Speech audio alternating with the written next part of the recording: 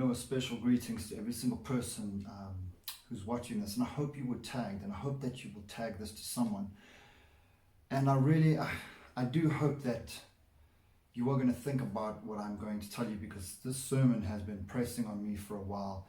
And it works for both believers and unbelievers, because the principles remain the same. So, I want to encourage you guys, either listen to me, learn from me, because I'm guilty of a lot of things I'm going to talk to you guys about today. And this is things that I've noticed in churches with my friends, and no one's exempt from these things. And there is a formula to make things work. So I just, I've got my notes here. Forgive me if I get sidetracked. But the title, Are You About to Date or Marry the Wrong Person? And the reason why this is so powerful is because it is a lifetime commitment. And there's soul ties, and there is reputation, and there's things to consider. And I want to go over this quickly, And please, I just want to make sure that we often think that our decisions is in God's will. So we make decisions and we say, well, that's our decision and God must honor it. And the sad thing is, sometimes it's not God's will, but we do things and then we just say, we're like kids. We do things that we just say, Lord, this is what we're doing and you're just going to honor it. And sadly, God honors free will, but to hold us guiltless or to live a life thinking that you're not going to have consequences, that's false, because I know, even as a born-again believer, I have so many consequences for the decisions I make. So I just wanted to say that. And remember, God honors our free will. So whatever you guys decide to do, God will honor that. But before I get into this, I'd like to state for the record, I have said that I've been guilty of a lot of these things. So I don't want you guys to think that I'm judging anyone in any way. I don't want you guys to feel like I'm condemning you or I'm attacking anyone personally, because I'm not doing that. My intention is to help you to have a better relationship with someone and to make a right choice, okay? So there's just too many people at the moment that are getting divorced. I phoned my sister up in Durban, Tiffany, and we started to chat, and she handles wills and testimonies, and she was telling me there is a lot of people, Christians, non-Christians, getting a divorce, and it's so sad to see what's happening in this time, how people just cannot work things out, okay? So marriage is a lifetime commitment. So, you're stuck with that person, and that's how it is. So I want to get into this quickly. So marriage is not 50-50. So a lot of people seem to think, you're going to do 50, I'm going to do 50. In actual fact, marriage is 100% and 100%. So that's something that you need to know. The other thing is, reality only sets in after charm has played its game and the sexual lust has been fulfilled by your partner. So I just want to explain. I don't know if I should have put an age restriction on this. I hope that you can watch this as a teenager and it won't stumble you. It's something that you will learn, and I'll get into details. And what I meant by that, actually, is a lot of people in the beginning, everyone is real nice in the beginning. When a man or a woman want each other, their sexual feelings are, and their desires and the passion and the lust is there, and they cannot wait to just get that part done. But sadly, what's happening here is, once that lust has been fulfilled, there's real consequences. Now you got to live with the facts. You got to live with the consequences. Could be pregnancy, soul ties, and I'll get into that just now. But I just want to also explain this, that a honeymoon in general does not last forever, but a strong bond or relationship with your partner will. Some couples get this right, where they just stay in a honeymoon for years. Personally, I don't have that formula, so I cannot tell you guys about that. So I just wanted to explain this as well, guys. Love is not built during the fun, good times in the beginning. That's when it's getting to know your partner and you're courting. Real love for me has been built through the tough times. So often people won't get this until they've experienced this. When you go through tough times and your partner is still standing by your side, that is when you can say the love, the real true love, starts to reflect and starts to happen. And there's a chemical reaction. If you've been through it before, you know what I'm talking about. It says in Proverbs 17:17 that anyone loves through the good times, but a brother is born for adversity. So if I look at that and apply that to marriage, I'd say that tough times brings out endurance, and from that there's love and there's a bond. And if you can get over one thing, you can get over another thing. So you really have to die to yourself in relationships. This is what a lot of people don't realize. You have to die to yourself because, as a bachelor, there's things that you can do, but now you're in a relationship and there's things you can't do that you used to do. And same thing with the woman. So you are dying to yourself constantly. And what you are doing is you are basically now dealing with someone, and you're gonna have to overlook their weaknesses. So it really is, a relationship is about sacrifice and dedication. And another thing that a lot of people don't like to realize this, and narcissists will hate this, is your partner comes first. So in the relationship, it's not me first, then my partner. You really put your your partner first in the relationship. And that's if you want to make it work, because you can mask it for a while and be selfish, but eventually your relationship will end because somebody will feel like they're dating a selfish, narcissistic type of person. Another thing I've learned is doing it your way will most certainly fail, but doing it God's way is better, for it will always work. This works for both believers and unbelievers. So I'm really going to be clear there. Whenever I do things on my own strength or do things my way, it fails. And when we try to do things our way in a relationship and don't seek godly counsel, it won't work. That's guaranteed, and a lot of people can say, no, but I'm an unbeliever and I've made things work. The fact of the matter is, whether you are a believer or not, there's things that work in business and relationships and in marriages. So if you apply it, whether you believe in God or not, it will work. That is why Jewish people are so blessed. When we looked at after the war, how was it that the Jewish people who were suppressed instantly became so rich, successful, and powerful? And yet Christians who know the Lord, a lot of them turned out to not overcome. They still lived in poverty, because if you apply what God tells you to do, it just works better. And sure, it might be uncomfortable, but it still works. So here's one of the things that I've also noticed is we are all damaged in some areas, okay? But if we do not use caution, we will damage people we love, including our children and family. So one thing about me is, when I came to the Lord, yes, the Lord delivered me from so much, but I had a temper, and this temper cost me a lot of friendships. It cost me a lot of pain. A lot of people walked out on me because of it. And sadly, you don't realize this, but if you've got something inside of you that you haven't dealt with, and it's a real bad damaged area, the fact of the matter is you'll be hurting others around you. So a lot of people seem to think my actions don't affect other people. Of course they do. A father that goes out drinking and says, well, I'm damaging my own body, all the harm's being done to me. What about his wife and kids? What about his business? What about the family that's depending on him? So people mustn't think these selfish things. We need to be careful, because our actions always affect other people. So I titled this, what are things to consider before marriage? Because sometimes people just go in and you just get married, and then you realize, hang on, there was all these boxes that we didn't tick in the beginning. So I want to go over this, so discussing truths about each other. So many people are just worried about the good stuff, the fun stuff, the happy stuff, the sex, the cuddling, and the long beach walks and all of that. Cool, I get it. We don't want to be alone. And God said it's not good for man to be alone. So, so God sends my helper. So I get it. I'm a guy. And what I want to say to you guys is, discuss truths. Be upfront, be honest from the beginning. Tell them what you want. Tell them what you don't want, okay? Because you probably find that over time you're going to realize stuff. So let me carry on. Debt. A lot of people get into relationships not realizing that their partner is in debt. There's such a thing as loans, cars that they're still paying for, credit cards and accounts, and so on. Discuss these things before you go forward, because it will come to bite you later. Another thing, personal baggage. A lot of people hide in the beginning details about stuff that's going to come out later. When this comes out later, it's always tragic. So discuss the baggage, okay? Just discuss it, be open and honest, because that person might actually be cool with your baggage and say, cool, I've got this baggage, and now at least you're being honest and you can work on it.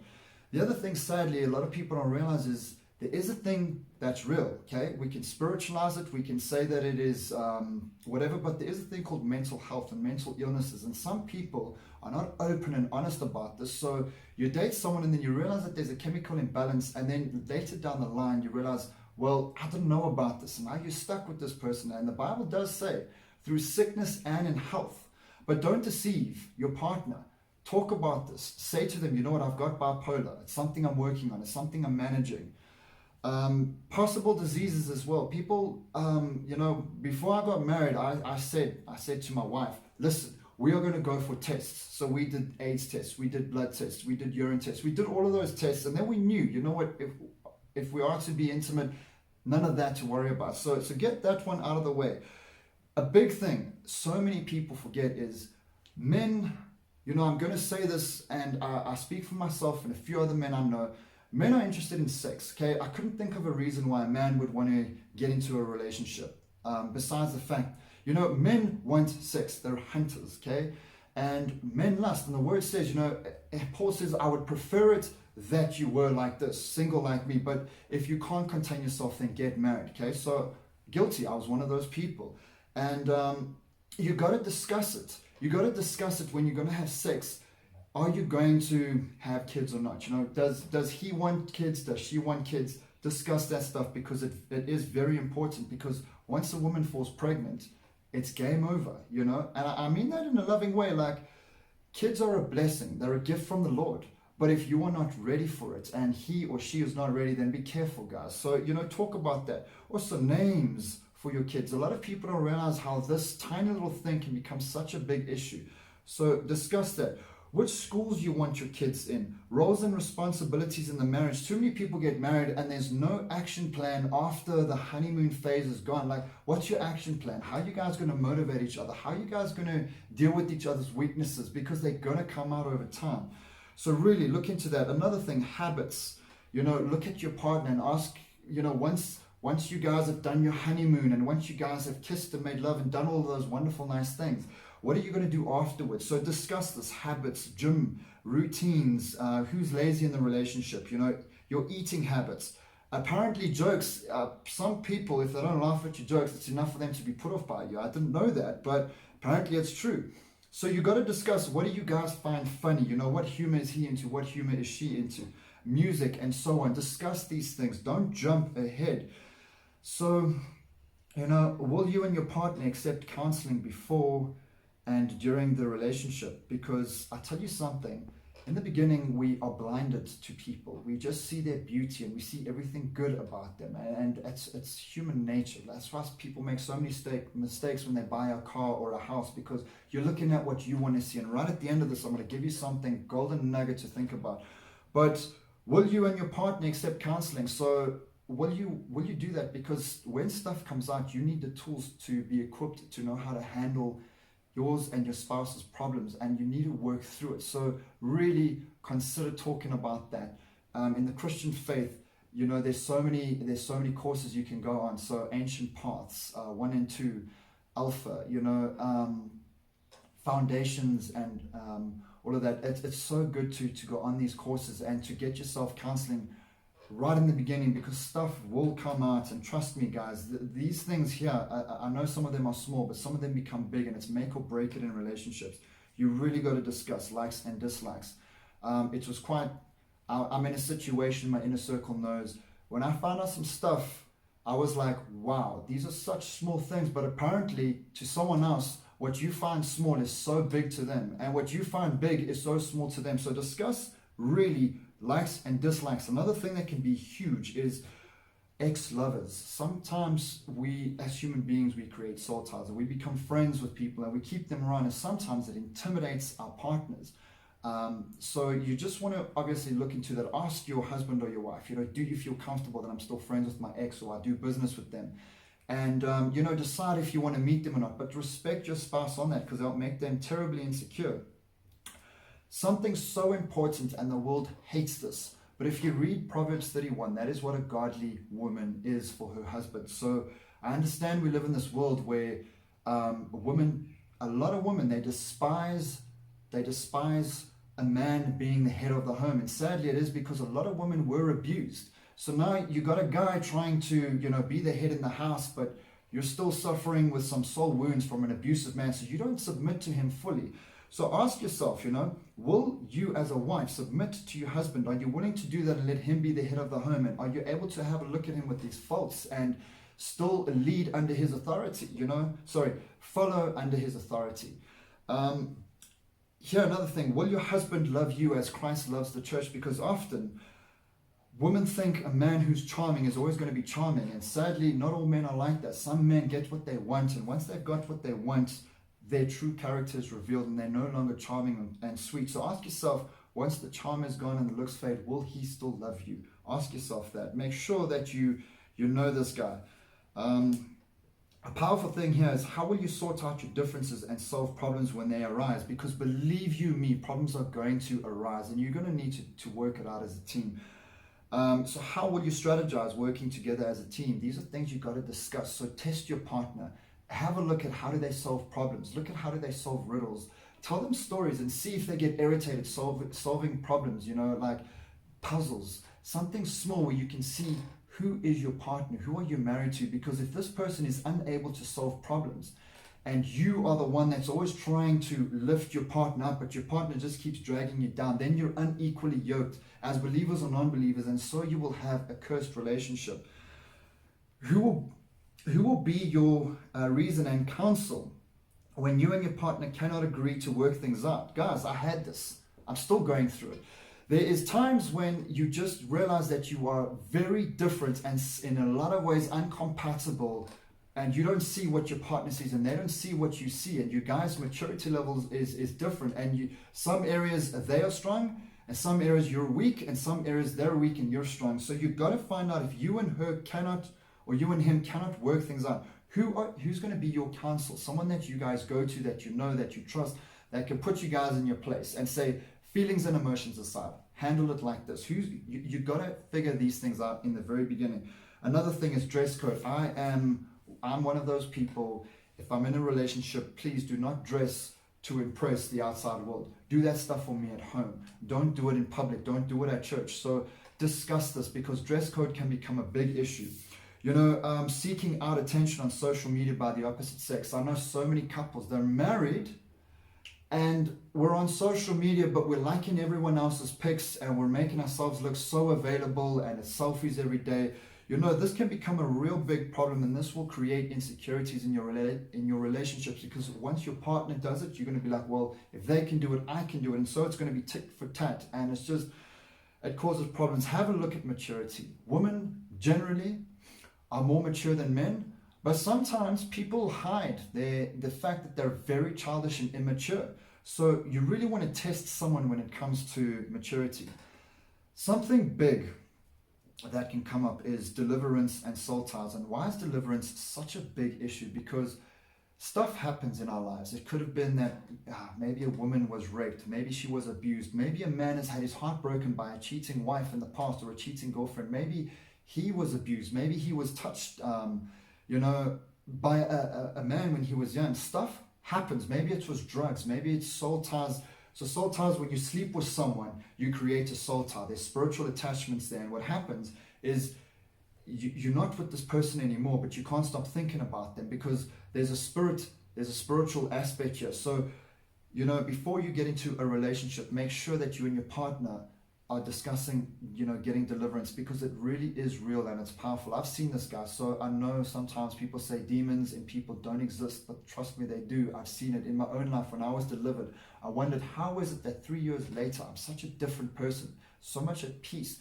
I want to be alone. I could never be alone, yet today I just enjoy it. It's because I was delivered. So just discuss deliverance. If you don't know what deliverance is, go watch some videos about it, see what it's about, okay?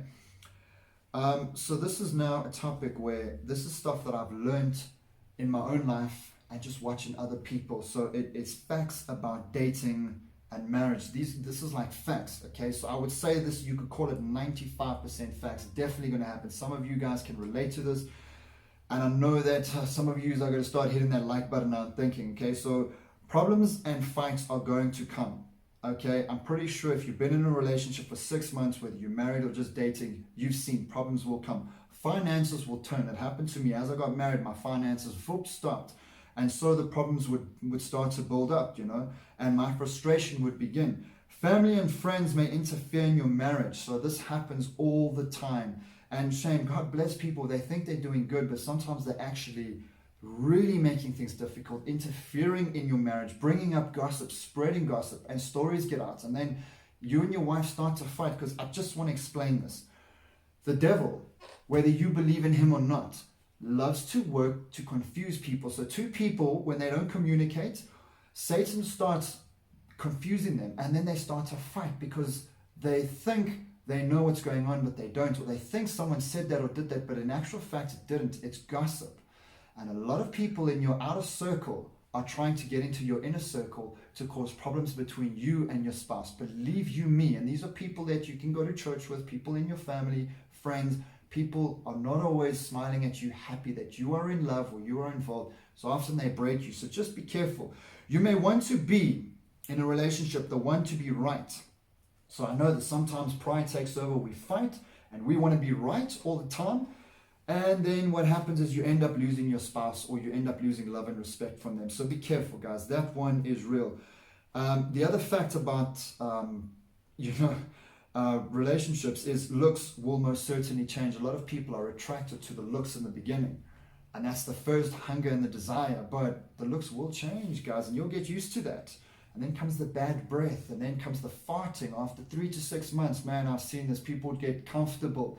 So watch out for that, because it's coming. A relationship will not make you happy, nor will it fulfill you. So I just want to explain this. There are lots of parts that make us happy in this life. Good times, laughter, joy, sex is great, I won't lie.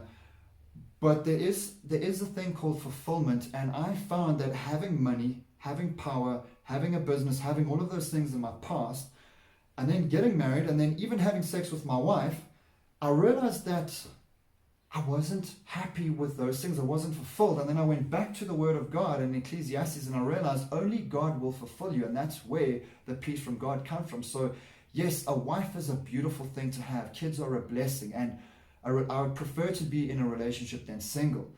But what I'm saying is, don't think if you're broken that sex or marriage or children are going to fulfill you or make you happy. Only God is going to do that. So just look out for that, please, guys. Don't sit there and make yourself available on social media thinking that someone is going to fulfill you, because they won't. Only God can fulfill you, and that is a relationship between you and God. So true character takes a while to come out. So often in the beginning, we put on a show, just like we put on filters on our social media, and we try our best. We smile, we hide our feelings, we hide our emotions, and we try to act all mature. But the truth is, tough times will bring out your true character, and that's when the truth of the person will be revealed. And sadly, I've seen this so many times. What people tolerate in the beginning is not always what they will tolerate later. So as you can imagine, in the beginning you overlook a lot of things because you're obsessed or in love, or feelings and emotions are everywhere. So you overlook a lot of things that in the beginning, but then they come back later and then they start to annoy you. And these are things that sometimes you overlooked in the beginning, or your spouse overlooked, but later on they're not going to overlook it. People don't necessarily change. This is something that I need people to realize. People don't necessarily change. So what you marry is what you were stuck with. So the only time I changed was through coaching, and then I still couldn't implement 90% of what I was being coached to do. And then it's when I became born again, God changed me. So only God is going to change you if you or your spouse wants to change. And a lot of people are really comfortable with who they are and how they do things. And I've seen this. It's like, no, Lord, I know you love me, so you're just going to put up with me, and that's just it. And not everyone's willing to do it God's way. And sadly, it's a wrestle between your flesh and your spirit. And this will break a relationship, because you're thinking you're going to change someone and you're going to uplift them, motivate, inspire, and encourage them. They're going to break your heart and they're going to pull you down. And so they will bring out the worst in you. So this is to the woman. Just because he has money, it doesn't mean that he will be able to provide for you spiritually, physically, mentally, and emotionally, and sometimes even financially. A man who's got money is sometimes he loves his money. He's using his money to leverage. He's using his money to attract other women. So the moment you give him a hard time, he replaces you with someone better than you, or in his version, better than you. So just be careful. And then one to the men. Just because she is beautiful, it doesn't mean that she will stick around through hard times and be faithful. So often, we men, we like this. We go for the pride of life. We look at the sports car, we look at the house, we look at the external factors that we think that's what we want. And when we get it, we realize, nope, not for us. So What I'm saying is, men, don't think because she's beautiful that she's going to love you and be faithful. Looks is just looks. It means nothing, actually. And yes, it goes both ways, by the way, for the looks and the money, both to women and men. So baggage, everyone has it, and baggage is going to take time to unpack and sort out. Two people can make one heaven of a team, but also one hell of a nightmare. I'm not going to elaborate on that. I'm sure you know, if you look back in your life, there's been people that have just really made you want to die, made you want to just like end your life and make you so depressed. And then other people are like, don't understand. They're like, wow, but he's so good looking and so beautiful. You're like, yeah, if only you knew what I knew. Families can either be a great blessing to your marriage or a terrible curse. So I did speak about this earlier, but I'm going to speak about it now.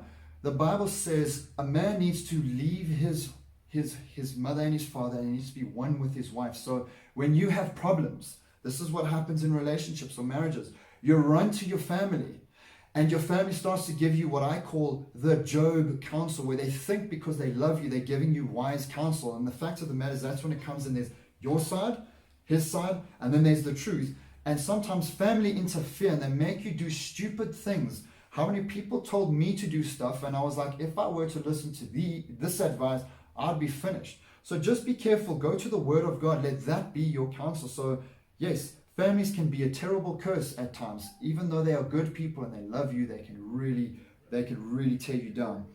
So this is advice. Advice I have for people who are dating or thinking about dating, in order to get married. So this is just advice that I've learned myself. I've burnt my fingers. If like I could tell you, really, as a Christian, we don't get it right. Sadly, you think because you're a child of God, you're just blessed and you're going to figure it all out. Sadly, a lot of what I've learned is through trial and error and mistakes and not listening to wise counsel because my feelings got in the way. So take your time and build a great bond with your spouse. If you're going to be with them for life, know that the looks are going to fade, and you need to be best friends with that person, because the jokes aren't always going to be funny. Tough times are going to be real, and you need someone that you have a bond with. Do not rush. Sex before marriage blinds you to a true person, to the truth of that person. So I just want to tell you something quickly. This is my story, and I'm not proud when I tell you guys my story of my past. I'm not proud of who I was, what I did, so I never brag about it. Okay, so my story is actually still till today shame and humiliation, and the memories never leave my mind. Okay, I still see the women's faces I've been with. My story is this: I used to hook up with women, and women develop a chemical. I don't know what it's called. I knew it the other day, but women develop a chemical when they are with a man. Okay, and men see you, and we look at the external factors, and men are hunters. We want to have sex. We're lusting after you.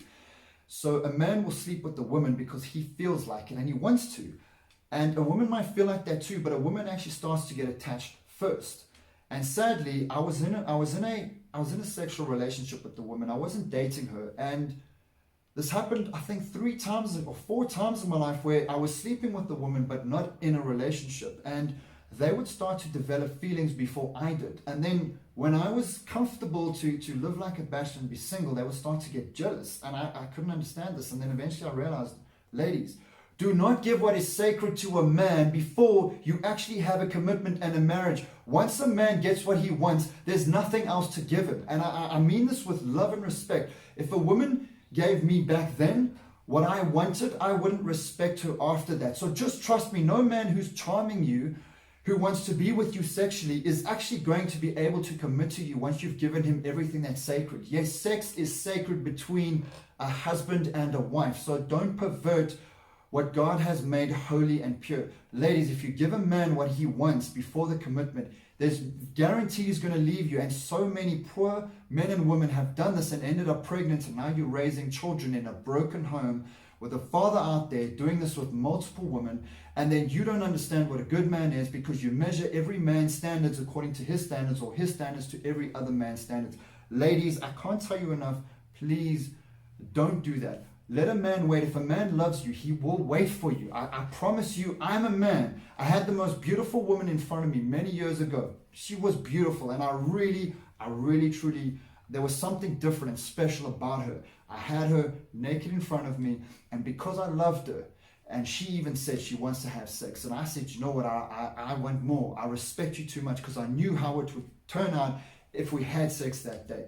And sadly, we never had sex, and then she left me, and then, broke my heart, rejected me. But even then, before I was a Christian, and even then when I was ungodly, even I knew that the secret to a successful relationship is waiting. So just, ladies, please, save yourself that trouble, Do background checks on people. You never know what they are capable of or what they are trying to hide. So just, man, we meet people, we have a drink or we dance, and you see the smiles and you hear all the good stories and you exchange laughter, joy, and you have good times in the beginning. But so many times the true character comes out of the person, and then it's too late. You're already in a committed relationship, or you already have a child, and now instead of you living a good life or raising good children, now you're going to have problems in your life and in your children's lives because you married a psychopath, whether it be a man or a woman. Or you married a narcissist that hid it very well. Just do yourself a favor. Wait. Get to know them first. Fast and pray. I did this. And yes, even when you fast and pray, I won't lie, you can make mistakes. You can. You can be too quick. So fast and pray and wait until you get a word from God. So often people will tell you, I have a word for you, have confirmation. Get it from the Lord. Get multiple confirmations. Just take your time there. Wait until you feel peace before you make a lifetime decision to commit to someone. Really, it's so important. Introduce your partner to your friends and family. Compare what many people have to say about your potential partner. They can see logic when you are overwhelmed with emotions and cannot see straight. How many times you meet someone, you don't wait for any wisdom or counsel. You go ahead and you date or you marry. And then when you divorce, when there's problems, people then come out and say, but didn't you know that this person was flirtatious? Didn't you know that this person was weak? Didn't you know that you were unequally yoked? Didn't you know that this person is different to you and their ways are different? And you're like, no, I didn't see it. Because you and I get blinded by our emotions, and other people who are not in love or having an emotional meltdown, they can look and see things that you and I can't see. So introduce your spouse to wise people in your inner circle. Let them advise you. Get a few opinions, because sometimes you will get someone who's biased and jealous of you. So they'll also give you terrible counsel. So I'm a very external person. Some people are very internal, and they don't go out there and they don't seek counsel from people. They try to do everything on their own, and they're control freaks. Do yourself a favor. Involve other people in your life. They can see stuff you can't see. They've got years ahead of you and years of experience. Marry someone who is equally yoked with your beliefs, morals, values, and character. I'm not going to elaborate on that. You should know this. They say opposites attract. I think that is a scientific term, because every partner I've been with, when our hearts have been the same, we've had a great relationship. Yes, there were differences, and yes, they cheated or I cheated, but marry someone who is like you, who likes the same things that you do, who loves like you, who seeks the Lord like you. Be with someone who makes you feel special, someone who puts you first, and someone who believes in you. Be with someone who is willing to build you up, help you in your weaknesses. The sad thing is, so many people have realized this or will realize this later. Some people, when they're angry with you, or they didn't deal with hurt, or they don't want to admit that they're at fault, they'll start digging, and they'll start digging for all the dirt, because they don't want to see the gold. So they'll dig for the dirt, but not the gold. And you've got to be careful, because that will happen to so many people. So guys, don't look for the most beautiful woman you can find. I'm not saying date someone who's unattractive and you cringe in the morning when you look at them. But what I'm saying is, marry a woman who is semi-attractive but absolutely loves Jesus. She will be everything you need, okay? And woman, please do not look at a man who is all muscle, drives a sports car, big bank balance, and all of that. Marry a godly gentleman who is prepared to die for you. He might not be perfect, but he will be right for you. So you're going to find your man or your woman's got faults, but stick to the guidelines of the Bible, and trust me, you're going to have a good one. The final point I wanted to make, and this is so important, ladies and gentlemen, brothers and sisters, friends and family, girls and guys, whatever, we look at life. You might look at a car, or you look at a woman or a man, and you see what your eyes show you. You see beauty, and you look at it and you say, wow, I want that, I need that, and you work hard to get that. I'm not saying don't be with someone beautiful, or don't buy a nice house or a nice car. I'm just saying, when we look at something, we look at it and we say, it's beautiful, I want it. But if you were to, let's just say as a man, get that beautiful girl that your heart desired, and she falls pregnant, and then you realize down the line that she's actually, a gold digger, or she's unfaithful, you realize that the sex really wasn't worth it, or wasn't that great, because now it's costing you so much more than what you ever could have imagined. Or a woman, God bless you, you're precious to God, but understand this, if you end up with the wrong man, he will break your identity. So you got to not look at things like, look at the external features, like, oh wow, look at his muscles. A man should have big muscles to protect you, and yet so many men have got big muscles and they abuse women. So a man, if you end up with the wrong man, you'll have kids with this man, but you'll have hell with this man. This man could turn around and be a psycho. He could be abusive. He could really destroy your character, and he won't allow you to leave him. So what looks nice in the beginning, try see the behind the scenes, behind the curtains. Try and see that people are like sales guys, man. I'll tell you something, praise God that God has given me discernment. So I'm not an educated person, right? I'm a high school dropout. I've got a sound engineering degree. That's pretty much it. Everything I've learned to do now, self-taught, or people have taught me. But I don't have a master's in anything but sin. I've got my master's in sin. But I've learned this. People cannot be trusted.